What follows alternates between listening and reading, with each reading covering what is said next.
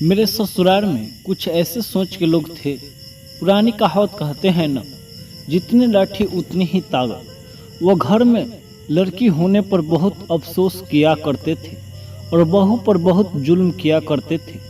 फूटी किस्मत की मैं भी उस घर की बहू बन गई थी।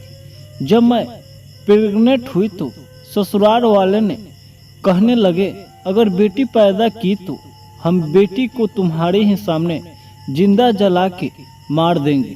डॉक्टर के बताए गए डेट से आज मेरा बच्चा पैदा होने वाला था। सब ससुराल वालों अस्पताल मेरे ही साथ आए थे। मेरी डिलीवरी हुई तो मेरी बेटी पैदा हो गई। मैं बहुत परेशानी में अस्पताल की दूसरी तरफ से बेटी को अपने गोद उठाकर भाग गई थी। फिर अचानक एक आदमी ने, अब सुनिए मेरी कहानी मेरी जुबानी से। मैं सड़कों पर यूं ही भागती चली जा रही थी। मेरा सांस फूल रहा था, लेकिन उस टाइम यहाँ रुकना मेरा खतरे से खाली नहीं था। कभी भी खोजते हुए मेरे पीछे आ सकते थे। बहुत देर भागते रहने के बावजूद भी थककर सड़क के किनारे बैठ गई थी। मैं उनके घर से बहुत दूर निकल आई थी और मुझे यकीन है कि था वे लोग यहाँ तक नहीं आएंगे। मेरी हालत बहुत ज़्यादा ही खराब थी। 3 घंटे पहले ही मैंने एक छोटी सी बच्ची को जन्म दिया था, जिसके बाद मुझे बहुत ज़्यादा चक्कर आ रहे थे। लेकिन अपनी बच्ची की जान बचाने के लिए मैंने सब कुछ छोड़कर उसे गोद में उठाया, अस्पताल से बाहर आ गई थी। मेरी ऐसी हालत थी तो ऐसा सोचना भी बहुत मुश्किल था। हालत में गुजर रही थी। मेरे लिए यह नामुमकिन था, बल्कि इस तरह मेरा भागना ही मेरा जिंदगी में लिखा है। मैं पहले से ही अनाथ लड़की थी, जिससे उनके बुआ ने पोसकर बड़ा किया था। मुझे बहुत मोहब्बत करते थे, लेकिन बुआ के लिए मैं सिर्फ और सिर्फ एक बोझ थी। जब बुआ को पता चला कि उनका ननद का इकलौता बेटा मुझ जैसे अनाथ पर अपना दिल हार बैठा है, तो उनके गुस्से की हद न रही और एक दिन चुप से उन्होंने मेरा रिश्ता दूसरे शहर फूफा जी के दोस्त के बेटे के साथ जोड़ दिया था।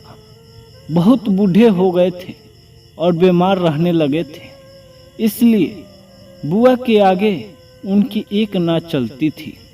कुछ दिनों बाद अपने थोड़े रिश्तेदारों के होते हुए उन्हें चुप से आर्यन से मेरी शादी करवा दी थी।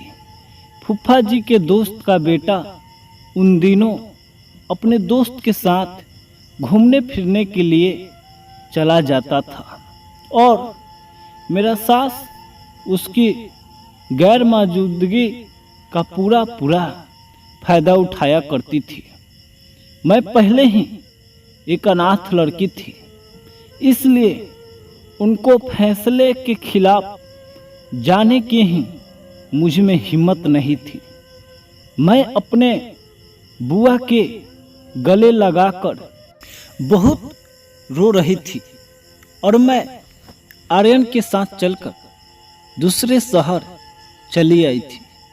मुझे लगता था कि मुझे एक मजबूत सहारा मिल गया है। मेरा पति दुख सुख में मेरे साथ होगा। माँ बाप की जो कमी मेरी जिंदगी में एक दर्द पैदा कर चुकी थी, शायद अब वह पूरी तरह खत्म हो जाती। लेकिन मुझे क्या खबर थी कि एक रिश्ता मेरे लिए जलते अंगारों से कम नहीं होगा। आर्यन के घर में बहुत सारे लोग थे। आर्यन के 8 भाई थे और 6 बहनें थी। सबके सब छोटे से घर में रहा करते थे।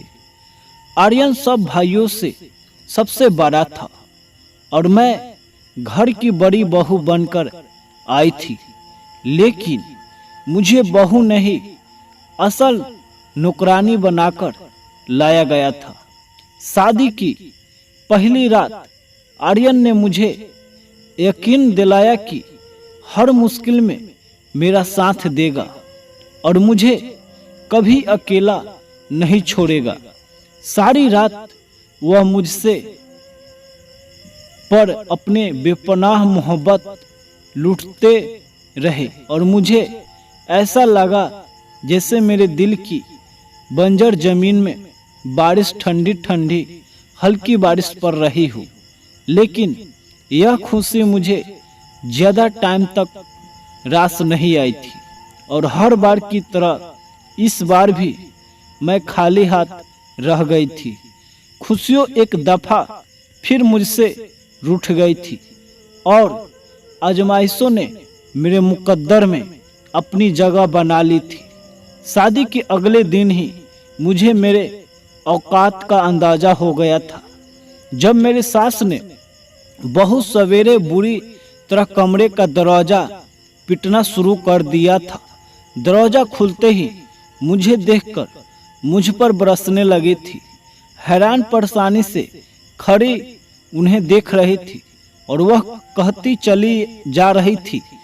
उन शब्दों की बारिश में मेरे दिल को झकझोर कर रख दिया था। कह रही थी कि मैं यहाँ तुझे अयासी करने के लिए नहीं लाई, तू जैसी अनाथ को खाली हाथ लाने का मकसद सिर्फ इतना ही है। तू आज से इस घर तू के सारे कामकाज देखेगी।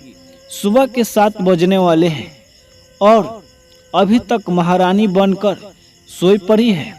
तेरे मौसी ने यह कहकर मुझे हमारे पल्ले से नहीं बांध दिया कि तू बहुत ही काम वाली है और बहुत समझदार है, लेकिन मुझे तो कोई काम चोर मालूम हो रही है, जैसे सवेरे उठने का भी नहीं पता। अपनी सास के लिए यह सब सुनकर मैं जमीन पर गिरती जा रही थी। मेरे बुआ ने जानबूझकर मुझे इस दलदल में धकेला था। आर्यन की माँ ने मुझे एक नौकरानी के तौर पर ब्याह कर लाई थी। जैसे ही मैं कमरे से बाहर निकली तो बड़ी ननद कहने लगी कि हमारे भाई को अपने प्यार में फंसाने की कोशिश भी मत करना। मम्मी के सिवा किसी की बात पर विश्वास नहीं करता, इसलिए ऐसा कोई काम न करना जिसकी वजह से तुम्हें घर से धक्के देकर बाहर निकाल दे। अपनी बड़ी ननद की बात सुनकर मेरे रोंगटे खड़े हो गए थे। वह सब साफ और सीधे शब्दों में मुझे धमका रहे थे। मैंने चुप से सर झुका ली थी, लेकिन मेरे आंखें आंसुओं से भर गई थी। मैंने रसोई संभाला और तेजी से सबके लिए नाश्ता बनाने लगे।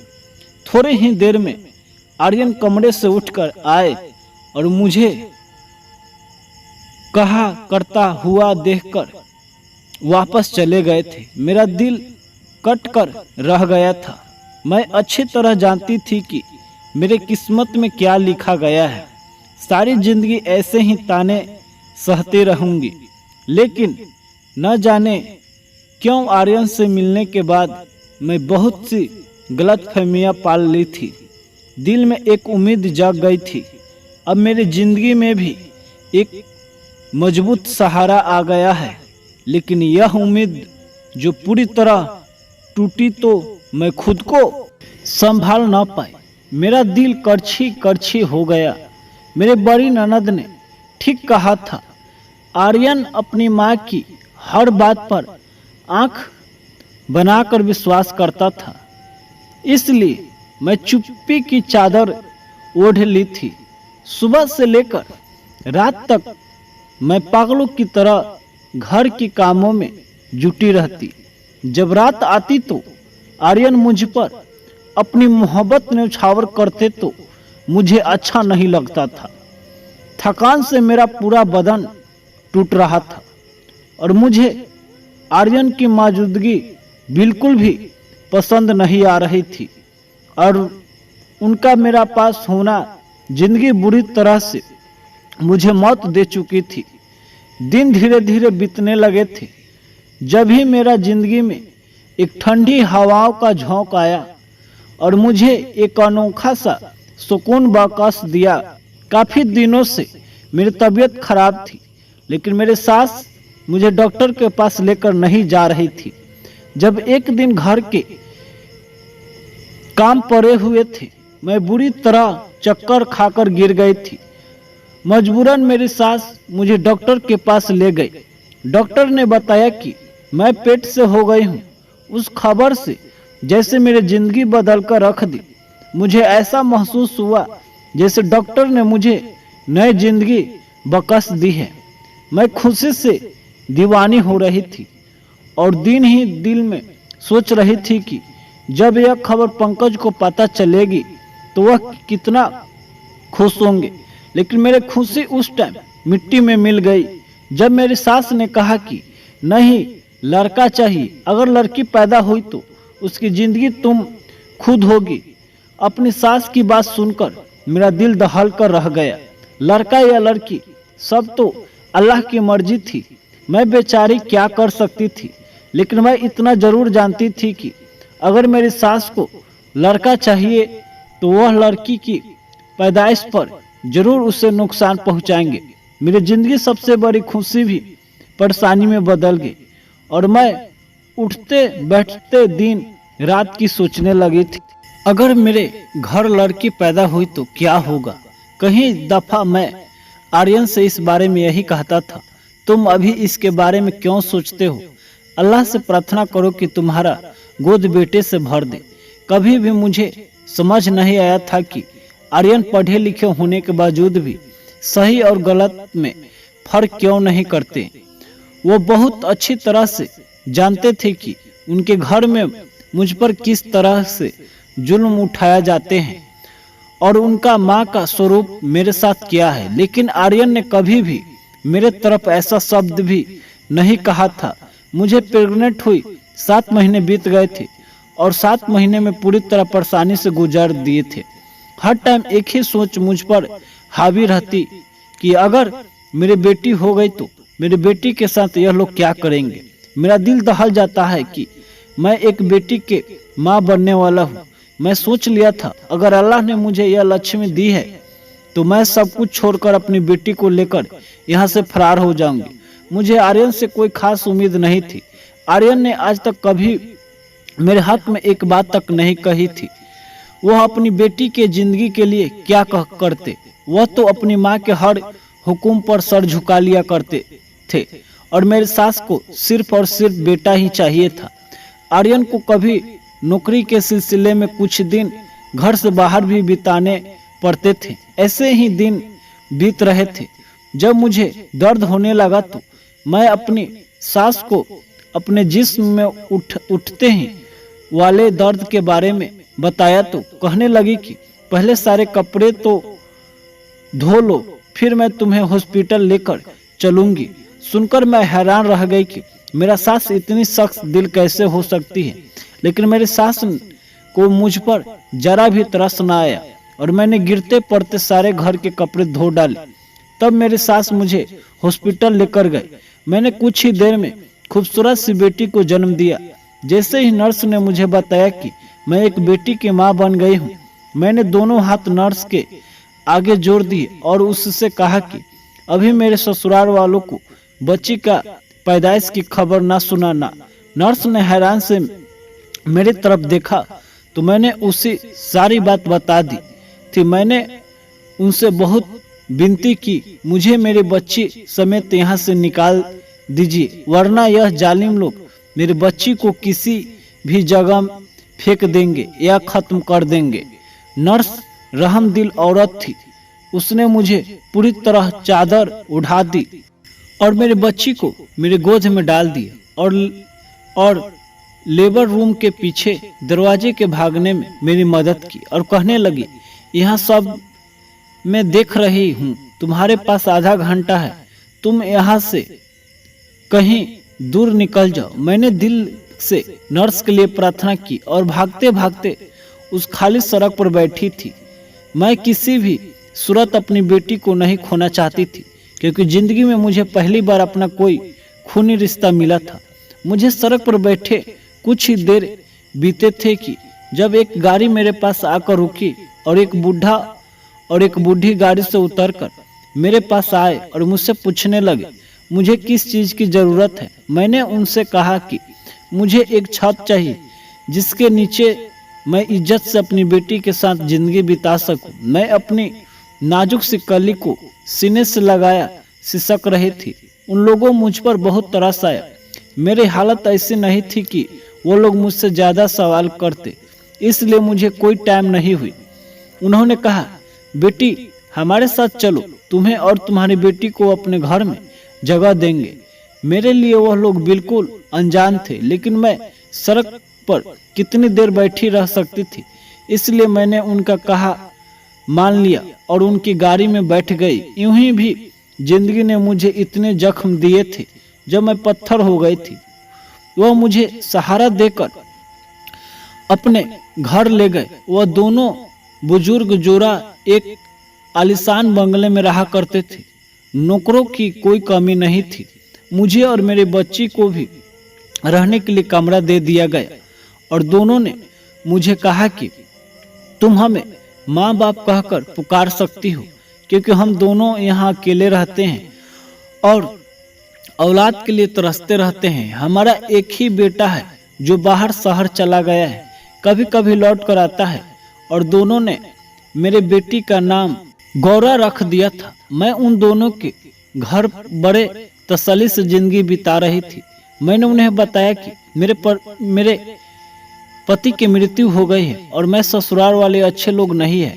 वह मेरी बेटी को मुझसे दूर करना चाहते थे, इसलिए मैं घर से भाग आई हूँ। मैंने उन्हें यह नहीं बताया कि मेरा पति जिंदा है, क्योंकि मेरे लिए आर्यन का जिंदा होना बिल्कुल न के बराबर था। माँ बाप ने मेरी बेटी को अपनी गोद में खिलाया और इस तरह प्यार दिया कि मैं हैरान रह गई। मैं आज तक मोहब्बतों के लिए तड़पती रही थी, लेकिन मेरी प्यारी सी बेटी बहुत ही खुश नसीब थी। उसे ऐसा लोगों मोहब्बत नसीब में हुई थी। टाइम पर लगाकर उड़ रहा था और मेरी बेटी साल भर ही होने वाली थी जब वो दोनों बुजुर्ग भी बहुत ज्यादा बीमार हो गए और बिस्तर में से लग गए थे। दिन में मेरे पापा हाथ पकड़कर कहने लगे, बेटी तुम मुझे बहुत प्यारी हो।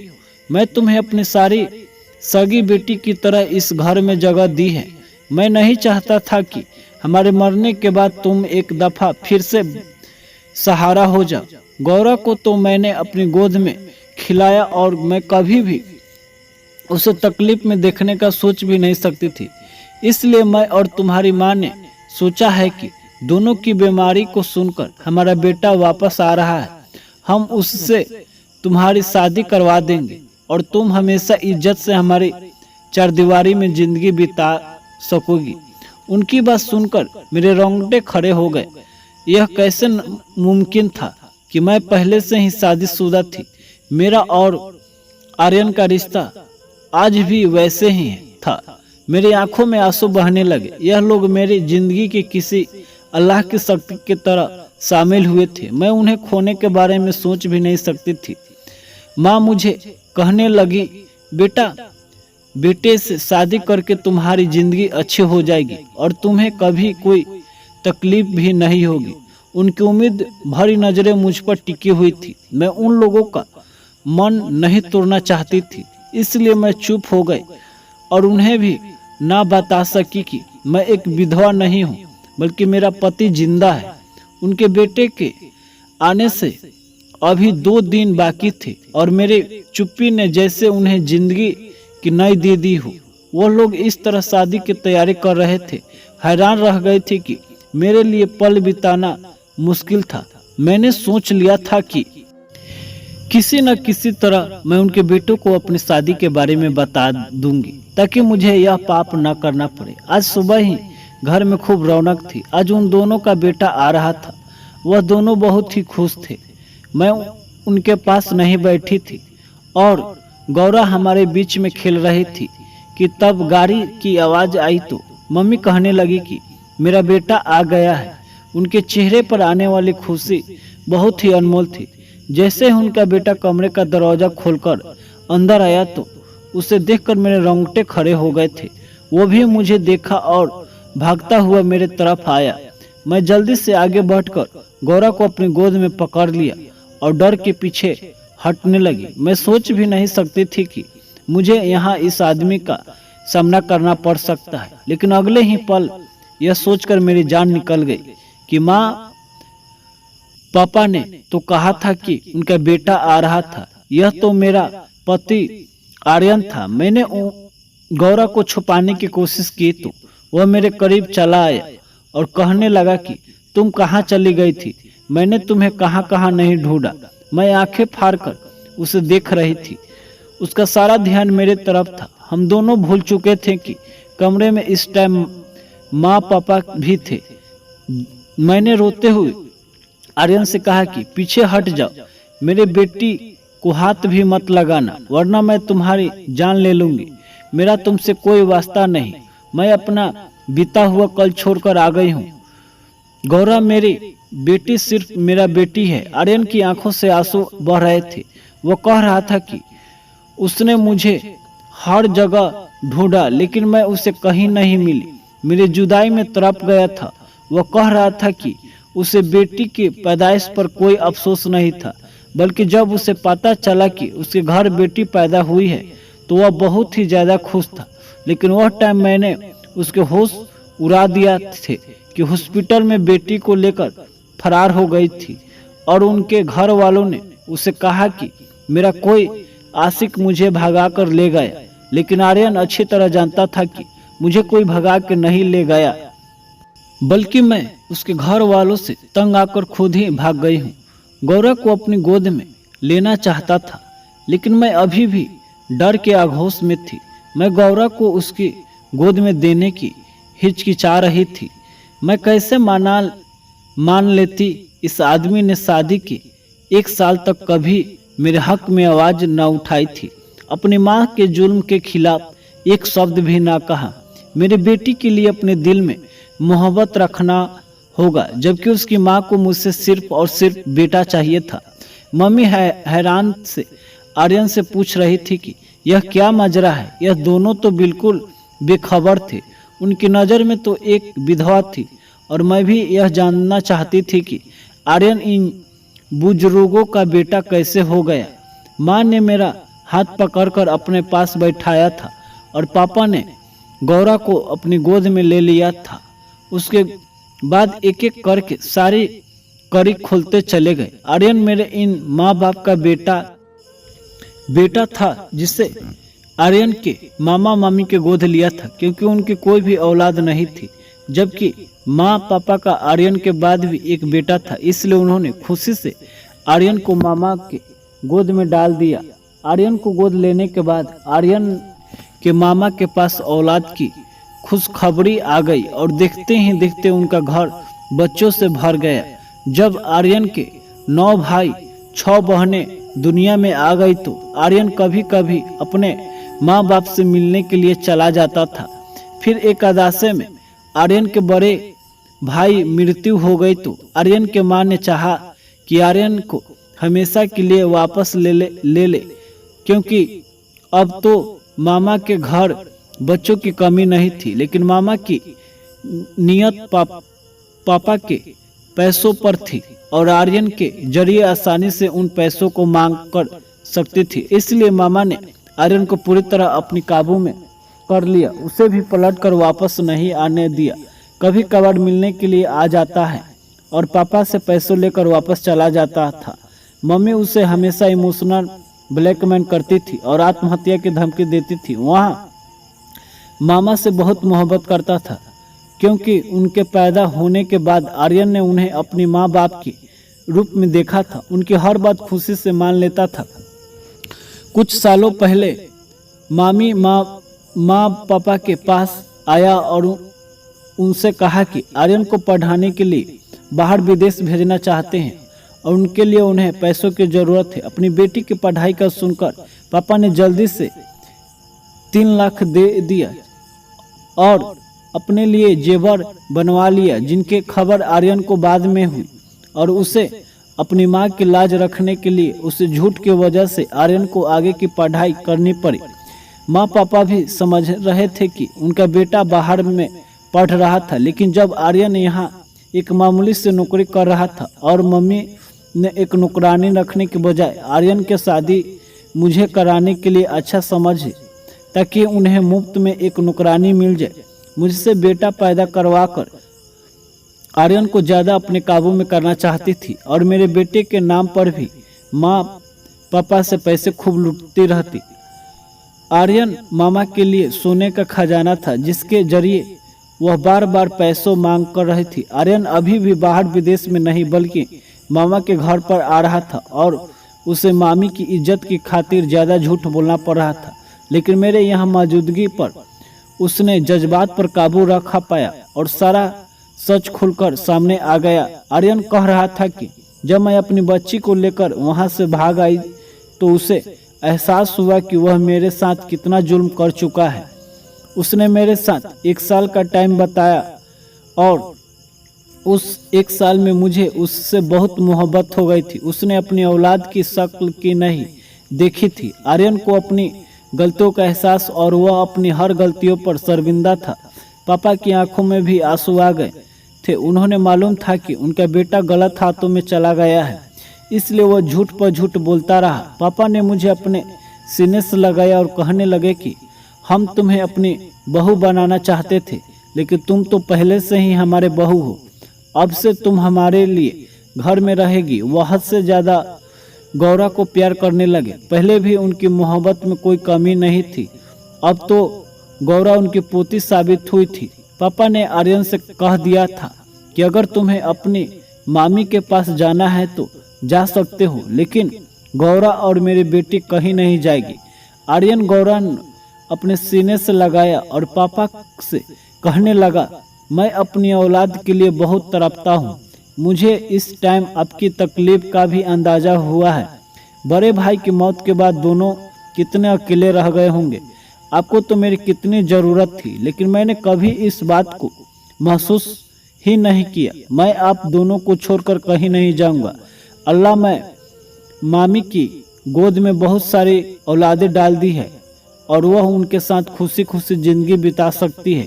आर्य ने मुझसे माफ़ी मांगी थी, मैंने उसे माफ़ कर दिया था क्योंकि उसकी वजह से ही मुझे माँ पापा जैसे इंसानों के रिश्ता के साथ प्यार हो गया था। मैं आर्यन और गौरा और माँ पापा को एक मुकम्मल फैमिली बन गई थी और हमारी ज़िंदगी में खुशियों से खुशियों भर गई थी। कभी भी इंसान पर तकलीफ है तो कभी परीक्षाएं से एक साथ चलती रहती है, लेकिन इसका मतलब यह नहीं है कि हम हार मान कर बैठ जाए। हमारे अल्लाह हमारे लिए कुछ ऐसा सोच नहीं रखता, बल्कि उस टाइम पर हम बहुत अच्छी ज़िंदगी से हासिल कर लेते हैं। बस हमें हर हाल में अल्लाह की कृपा करनी चाहिए। मैं भी कभी अल्लाह की कृपा नहीं छोड़ी थी। अल्लाह ने जिस हाल में रखा मैंने उस हाल में उनकी कृपा नहीं छोड़ी। आज उसका इनाम मुझे इन खूबसूरत रिश्तों के तौर पर मिल गया था। अगर आपको आज की कहानी पसंद आई हो तो वीडियो को ज़रूर लाइक कीजिएगा और अपने दोस्तों के साथ शेयर भी कीजिएगा। और हाँ, अगर आपने भी अभी तक हमारे चैनल को सब्सक्राइब नहीं किया है तो ज़रूर सब्सक्राइब कर ले। मिलते हैं हम अपनी कल की एक नई दिलचस्प कहानी के साथ। मुझ पर सदा अपना प्यार बनाए रखे, स्नेह बनाए रखे। सभी को मेरा प्यार भरा राधे राधे दोस्तों।